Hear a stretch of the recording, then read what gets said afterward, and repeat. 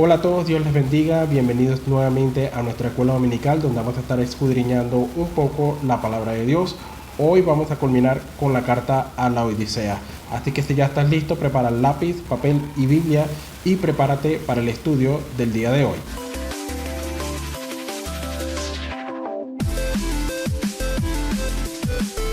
Por tanto, yo te aconsejo que de mí compres oro refinado en fuego, para que seas rico, y vestiduras blancas para vestirte, y que no se descubra la vergüenza de tu desnudez, y unge tus ojos con colirio para que veas. El cambio en los cristianos de la Odisea debía empezar por entender su pobreza espiritual.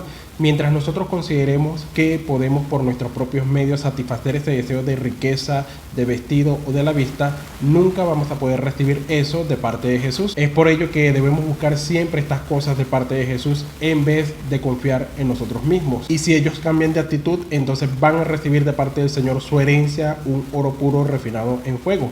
Como nos dice 1 Pedro 1 en su versículo 4, para una herencia incorruptible, incontaminada e inmarcesible, reservada en los cielos para vosotros. Y no solo van a recibir esta herencia, este oro incorruptible, sino que van a recibir vestiduras nuevas, estas vestiduras santas y blancas que solo Jesús puede dar para cubrirnos de la vergüenza de nuestra desnudez. Los comerciantes de la Odisea eran famosos por una lana negra que servía para darle más hermosura a los vestidos que ellos mismos creaban. Jesús sabía esto y les decía: yo conozco esa lana negra que tú tienes que le da hermosura al vestido, pero yo tengo una lana blanca, una vestidura blanca y pura con la cual te quiero vestir. Asimismo, el Señor también los exhorta a sanar su vista espiritual para que ellos puedan ver. La buena vista espiritual viene de prestar atención a la palabra de Dios, porque es la que te permite ver cómo Jesús nos ve a nosotros. Santiago en su capítulo 1, versículos 23 y 24 dice de la siguiente forma: porque si alguno es oidor de la palabra, pero no hacedor de ella, es semejante al hombre que considera en un espejo su rostro natural, porque él se considera a sí mismo y se va, y luego olvida cómo era. En consecuencia, ¿cómo podemos comprar estas cosas de Jesús? Sabemos por medio de su palabra que no las podemos comprar por obras. Sin embargo, el Señor lo que nos está diciendo es que tengamos esa pobreza espiritual que nos permita ir hacia Él y tomar esas necesidades absolutas es directamente de Jesús. Yo reprendo y castigo a todos los que amo. Sé pues celoso y arrepiéntete. He aquí yo estoy a la puerta y llamo. Si alguno oye mi voz y abre la puerta, entraré a él y cenaré con él y él conmigo. Esta frase es muy interesante porque a pesar de contener una reprensión tan aguda y tan fuerte, no quiere decir que el Señor ha perdido su amor por esta iglesia tan errante. Para nada, en realidad es este regaño donde podemos sentir y ver el amor de Jesús hacia esta iglesia. Y la palabra amor aquí en esta frase no quiere decir ágape, sino fileo. El corazón de Jesús tiene una actitud hacia esta iglesia donde dice: aun cuando yo los reprendo, yo quiero ser y sigo siendo su amigo. Para una iglesia que se había hundido tan bajo como la Odisea, el Señor resucitado aún derramaba su amor sobre ella. Por esta razón Jesús manda a esta iglesia a que tomen una decisión y se arrepientan de sus caminos, que realmente puedan cambiar su manera de proceder. Jesús le dice a esta iglesia: no mires tus riquezas y recursos, porque en realidad estás en bancarrota.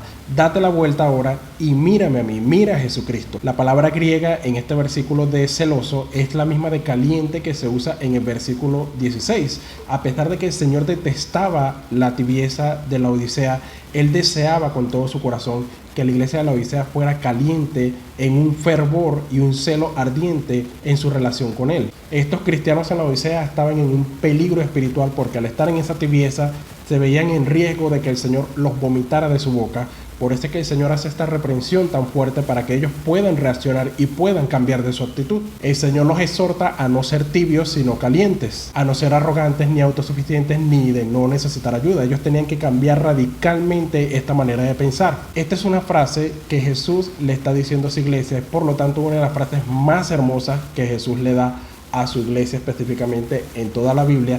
Tanto así que los estudiosos lo llaman la gran invitación. Él toca la puerta pidiendo permiso para poder entrar y cenar con nosotros. Él quiere compartir ese calor, él quiere tener tiempo de calidad con sus hijos. Pero esto solo sucede si respondemos a su llamado. Y no se aplica a ellos nada más, se aplica a todos, porque dice: si alguno oyere mi voz.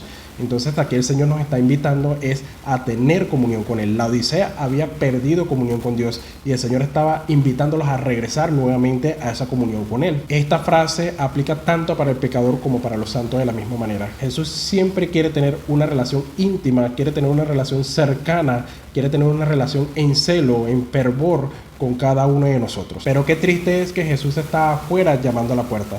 Si Filadelfia era la iglesia que tenía la puerta abierta, entonces la Odisea era la iglesia que tenía la puerta cerrada para Jesús. Y aquí es inevitable hacerse una pregunta: ¿por qué Jesús está afuera? ¿Por qué Jesús está tocando la puerta? ¿Por qué Jesús está esperando para poder entrar? Porque Él no puede sencillamente entrar a la fuerza o usar todo su poder para buscar alguna manera de entrar. Porque el omnipotente Jesucristo ha decidido ejecutar su voluntad en base a la voluntad del corazón que cada cristiano tenga. De forma que la clave para abrir esa puerta es oír su voz. Cuando nosotros estamos pendientes de lo que Él nos tiene que decir, entonces nosotros podemos salir de esa tibieza y entrar en una relación celosa con Él. De modo que la comunión con Dios efectivamente se puede perder, y nos dice la Biblia en 2 de Juan 1, versículo 9, que dice: cualquiera que se extravía y no persevera en la doctrina de Cristo, no tiene a Dios. El que persevera en la doctrina de Cristo, ese sí tiene al Padre y al Hijo. La puerta es tu corazón. Cristo va a entrar solo si tú lo dejas, ya que Cristo es un caballero y no va a entrar a la fuerza. Por lo cual la tibieza espiritual es algo que rompe la comunión con Dios.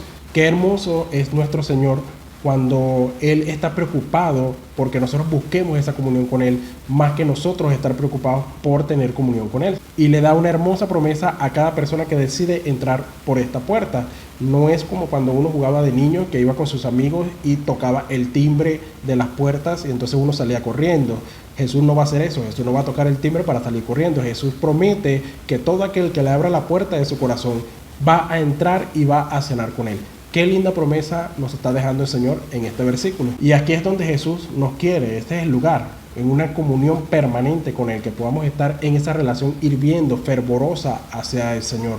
A veces el Señor nos reprende y nos castiga, pero no es porque no nos ame, sino todo lo contrario. Es una muestra de su amor permanente hacia nosotros. En esta frase precisamente no se está refiriendo a la iglesia, sino al individuo. No dice si alguna iglesia oye mi voz, dice si alguno oyere mi voz. Lo que se aplica entonces es a cada creyente.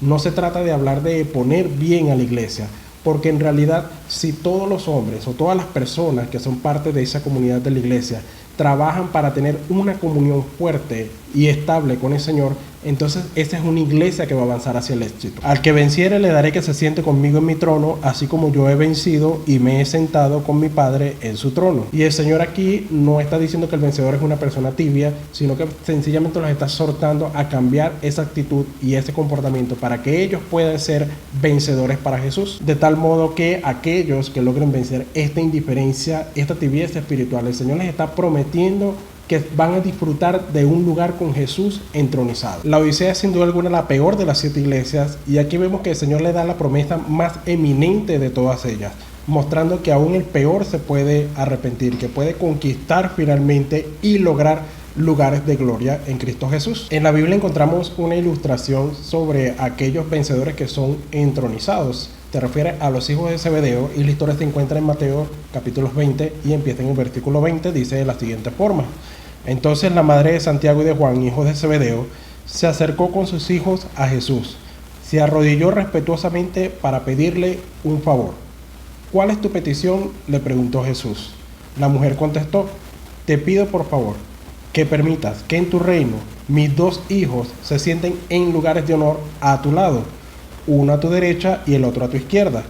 Pero Jesús le respondió a ellos: no saben lo que piden. ¿Acaso pueden beber de la copa amarga de sufrimiento que yo estoy a punto de beber? Claro que sí, contestaron ellos, podemos. Jesús les dijo: es cierto, beberán de mi copa amarga, pero no me corresponde a mí decir quién se sentará a mi derecha o a mi izquierda. Mi Padre preparó esos lugares para quienes Él ha escogido. Por consiguiente, este privilegio solo lo tienen los vencedores. Aún hasta el momento del rapto, cualquiera de la iglesia de la Odisea que se arrepiente y sienta esa necesidad de buscar a Dios, así sea el último sobre la tierra en ser salvo, va a gozar de todos los derechos y todos los privilegios que tiene un vencedor. El que tiene oído, oiga lo que el Espíritu dice a las iglesias. Realmente son muy pocos los que se quieren identificar con esta iglesia de la Odisea. En los tiempos de ahora, los cristianos queremos más identificarnos con la iglesia de Filadelfia. De tal manera que debemos estar pendientes de lo que Jesús quiere decirnos a todos nosotros.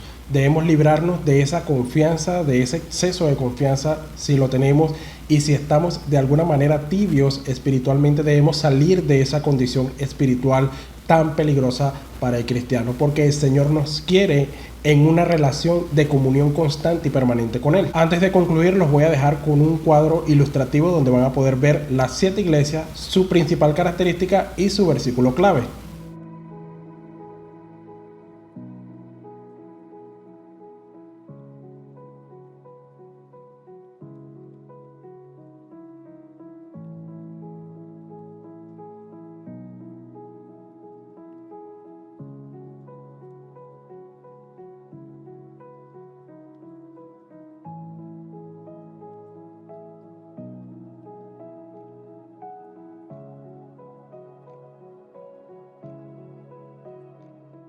Uno de los aspectos más resaltantes de estas cartas al Apocalipsis es que revelan a través de toda la historia esa fuerte conexión entre Cristo y su iglesia. A pesar de que las cartas al Apocalipsis están contenidas en los capítulos 2 y 3, ese nexo entre Cristo y la iglesia empieza en el versículo 9 del capítulo 1.